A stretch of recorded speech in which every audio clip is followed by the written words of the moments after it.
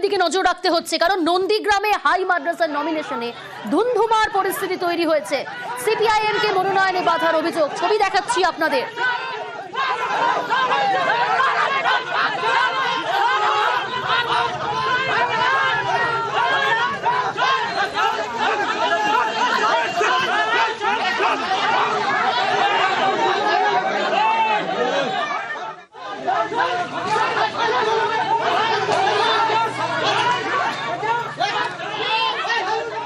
নন্দীগ্রামে হাই মাদ্রাসার নমিনেশনে ধুন্ধুমার পরিস্থিতি তৈরি হয়েছে, কিন্তু কেন এরকম ধুন্ধুমার তুলকালাম পরিস্থিতি তৈরি হলো? সুজিত রয়েছে সরাসরি আমার সঙ্গে। সুজিত,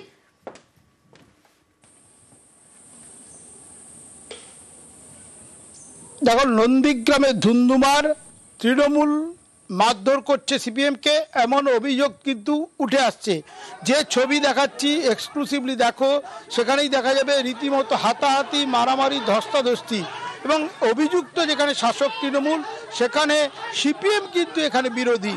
এই যে এলাকা, সেখানে মূলত লড়াইটা তৃণমূল বনাম সিপিএম কিংবা আইএসএফও একই অভিযোগ করছে। সেখানে স্কুলের ভোট নামেই আসলে কিন্তু সাধারণ নির্বাচনের মতো ছবি দেখা যাচ্ছে। এবং বিরোধীরা যে অভিযোগ করছেন সিপিএম আইএসএফ, যে বিরোধীদেরকে নমিনেশন করতে দেওয়া হচ্ছে না। কেন করতে দেওয়া হচ্ছে না? বলছে শাসক দল তৃণমূল গাজওয়ারি করছে। যদিও অভিযোগ অস্বীকার করে তৃণমূলের পাল্টা অভিযোগ যে সিপিএম কিংবা বিরোধীরা তারা বহিরাগতদের এনেছে, তাদের কোনো সঙ্গে কেউ নেই অভিভাবকরা, কিন্তু তারা এই ভোটে অংশ নিতে গিয়ে বহিরাগতদের নিয়ে এসে গন্ডগোল পাকাচ্ছে। যদিও এই অভিযোগ অস্বীকার করেছে তৃণমূল নেতৃত্ব, সিপিএম নেতৃত্ব। এলাকার পরিস্থিতি কেমন এখন সুজিত? দেখো, এখন পরিস্থিতি পুলিশ এসে নিয়ন্ত্রণে আনার চেষ্টা করেছে এবং করার পর এখন থমথমে পরিবেশ, এবং আহত সিপিএম কর্মী সমর্থকদেরকে হাসপাতালে নিয়ে যাওয়া হচ্ছে। পুলিশের দ্বারস্থ হয়েছে, থানায় অভিযোগও করছে। কিন্তু গোটা ঘটনায় উত্তেজনা ছড়িয়ে পড়েছে ওই এলাকায়, যেখানে কিনা এই ভোট রয়েছে এই আগস্টের শেষ সপ্তাহে। তার ভোটের আগে আজকে মনোনয়নপত্র জমা দেওয়াকে কেন্দ্র করে যে ছবি দেখা গেল, সেখানে তৃণমূল বনাম সিপিএম, তৃণমূল বনাম আইএসএফের এই গন্ডগোল, হাতাহাতি, মারামারি, এবং সেখানে অভিযুক্ত শাসক দল সিপিএম এর বিরুদ্ধে অভিযোগ করছেন। যখন বিরোধীরা তখন অভিযোগ উড়িয়ে দিয়ে বহিরাগতদের এনে গন্ডগোল পাকাচ্ছে বলে বিরোধীরা এটাও অভিযোগ করছে। তৃণমূল সব মিলিয়ে চাপানুতর চলছে, পুলিশের টহলদারি শুরু হয়েছে। কিন্তু গন্ডগোল চলাকালীন যেভাবে মারধর এবং স্কুল ভোট, আবারও বলি স্কুল ভোট, কিন্তু মনে হবে সাধারণ কোনো নির্বাচন। আসলে নন্দীগ্রাম আছে, নন্দীগ্রামেই যেখানে রাজনীতির প্রশ্নে গন্ডগোল বাধা মানে কিন্তু দেখা যায় শাসক বিরোধী। একদমই নন্দীগ্রাম আছে, নন্দীগ্রামে হাই মাদ্রাসার নমিনেশনে ধুন্ধুমার পরিস্থিতি, সিপিআইএম কে মনোনয়নে বাধার অভিযোগ।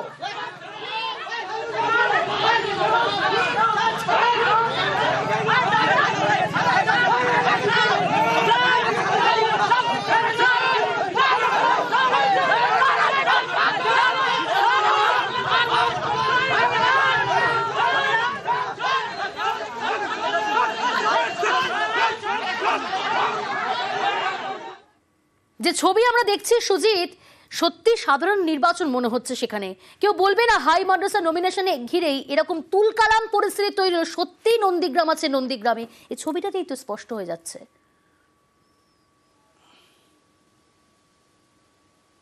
একেবারে, এবং সেই ছবি যখন সামনে আসছে তখন কিন্তু চাপানুতর রাজনৈতিক শুরু হয়েছে, এবং সেই রাজনৈতিক চাপানুতরের মধ্যে পুলিশের টহলদারি বেড়েছে।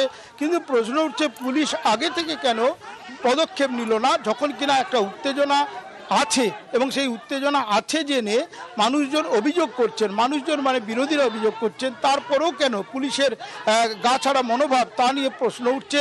কিন্তু ঘটনা যেটা ঘটলো, স্কুলের নির্বাচন, এটা ভাবাই যায় না।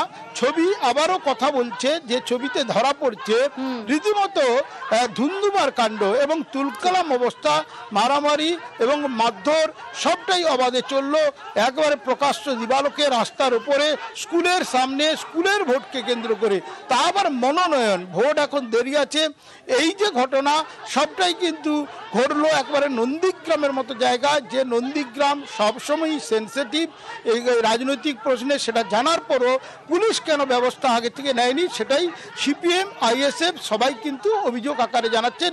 এখানে বিরোধী বলতে আবারও বলে দিই যে রাজ্যের বেশিরভাগ জায়গায় যেটা দেখা যায় যে তৃণমূল বনাম বিজেপি, এখানে কিন্তু বিধানসভার বিধায়কের বিরোধী দলনেতা শুভেন্দু অধিকারীর বিধানসভা হলেও এই অঞ্চল যেখানে ভোট হচ্ছে সেখানে কিন্তু বলা যায় বিরোধী, এখানে সিপিএম আইএসএফ এই যে একেবারেই 6 জন প্রার্থীকে নিয়ে মনোনয়ন করতে গিয়েছিলাম। সেই জায়গায় অতর্কিত আক্রমণ, হাতে অস্ত্র নিয়ে, লাঠি সোটা অস্ত্র নিয়ে আমাদের কর্মীদের উপরে এবং কি আমার উপরে ব্যাপকভাবে আক্রমণ করে। পুলিশও ঢুকতে দেয়নি, সিভিক যারা ছিল তারা তো কিছুই নয়, এবং গেট থেকে তারা দূরে চলে গেছে, স্থানীয় কোথাও নেই, এবং তৃণমূলের তো মস্তান বাহিনী আছে, তারা তাদেরকে বের করে দিয়েছে। দাউদপুর এলাকায় যে ভোটাররা আছে একজনও ওদের সঙ্গে নেই। এখনও পর্যন্ত আমরা যেটা দেখেছি সমস্ত বহিরাগত, এখানে এই দাউদপুর এলাকার একজন লোক ওদের সঙ্গে নেই। সমস্ত বহিরাগত কিছু সিপিএমের ক্যাডারকে নিয়ে এসে এই দাউদপুরের শান্ত এলাকাকে অশান্ত করার চেষ্টা করছে। বাধার কিছু নেই, এরা বহিরাগত, এলাকায় অশান্তি করতে আসছে। সিপিএমের মতো এই লাল পতাকা দেখলে মানুষ ভয় পায়, আতঙ্কিত হয়, সেটা কোনোভাবে দাউদপুরের মানুষ এটাকে পছন্দ করছে না। দেখুন, এই হচ্ছে নন্দীগ্রামে হাই মাদ্রাসা নমিনেশন ঘিরে একেবারে ধুন্ধুমার। আর এবার দেখাবো আপনাদের ভাঙড়ের ছবি।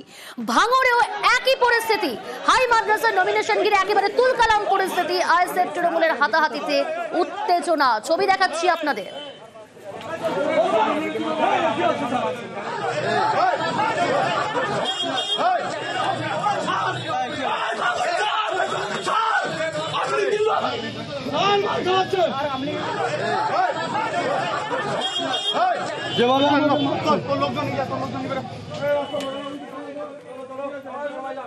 সরাসরি কল্যাণ রয়েছে আমার সঙ্গে। কল্যাণ, জানতে চাইবো কেন এরকম পরিস্থিতি তৈরি হলো?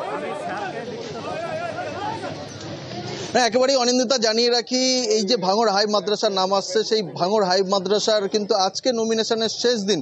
আর এই নমিনেশনের শেষ দিনকে কেন্দ্র করে কার্যত উত্তেজনা ছড়িয়ে পড়েছে। আর সেই উত্তেজনা কোথায় ছড়িয়ে পড়েছে? একেবারেই যে ভাঙড় থানা আছে সেই ভাঙড় থানার সামনে।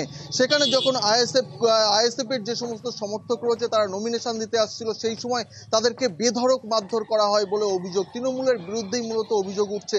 যখন বাঁচার জন্য এই আইএসএফ কর্মী সমর্থকেরা থানার যে গেট রয়েছে সেই গেটের ভিতরে ঢুকতে যাচ্ছিল, সেই সময় পুলিশ কর্মীরা কিন্তু তাদেরকে প্রাথমিকভাবে আটকায় এবং তাদেরকে বার করে দেয়। তখনও কিন্তু তৃণমূল কর্মীরা তাদেরকে মারধর করে বলে অভিযোগ। অন্যদিকে পরে সেই পুলিশ কর্মীরাই কিন্তু আবার আইএসএফ কর্মীদেরকে উদ্ধার করে তাদেরকে থানার মধ্যে ঢুকিয়ে দেয়। পরে যে সমস্ত তৃণমূল কর্মী সমর্থকেরা মারমুখী হয়েছিল তাদের উদ্দেশ্যে মৃদু লাঠিচার্জও করে এবং তাদেরকে সরিয়ে দেয়। গোটা ঘটনাকে কেন্দ্র করে কিন্তু ব্যাপক উত্তেজনা ছড়িয়ে পড়ে। একেবারে কল্যাণ, প্রিয়াঙ্কা রয়েছে তোমার সঙ্গে, জানার চেষ্টা করব এই ঘটনায় এই যে একটা ধুন্ধুমার পরিস্থিতি তৈরি হলো, কাউকে আটক বা গ্রেফতার করেছে পুলিশ? এখনো পর্যন্ত এই ঘটনায় কিন্তু পুলিশের পক্ষ থেকে যে বিষয়টি জানানো হচ্ছে, এখনো পর্যন্ত কোনো রকম অভিযোগ দায়ের হয়নি, সেই কারণে কোনো রকম আটক বা কোনো রকম গ্রেপ্তারের কোনো ঘটনাই নেই। তবে পুলিশ সূত্রে যে খবর, এই ঘটনা আইএসএফ এর পক্ষ থেকে যদি অভিযোগ দায়ের করা হয় অবশ্যই পুলিশ ব্যবস্থা নেবে। তবে থানার সামনে যে ঘটনা ঘটেছে সেই নিয়ে কিন্তু ইতিমধ্যেই প্রশ্ন তুলছে বিরোধীরা। বেশ,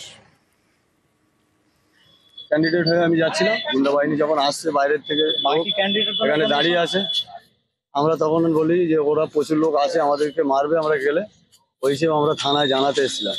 কিন্তু থানায় জানাবার সঙ্গে সঙ্গে বাইরে থেকে আমাদেরকে উঁচিয়ে তুলে নিয়ে গেছে। এখন আমি কোনো রকম প্রাণে বেঁচে আমি এখন কোনো রকম থানার সেফটিতে আছি।